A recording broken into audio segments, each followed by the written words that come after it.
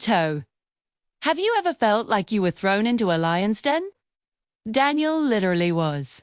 He was a man of integrity, devoted to God. But his enemies, jealous of his position, tricked King Darius into signing a decree that made it illegal for Daniel to pray. Daniel, however, refused to stop honoring God. So, they threw him into a den of lions. The king was heartbroken. But the next morning, he rushed to the den and found Daniel completely unharmed. An angel had shut the lions' mouths. Daniel's enemies, however, faced the very fate they had planned for him. This story shows us that when you stand for God, God stands for you. When you commit to His purpose, His power will support you. God didn't just save Daniel.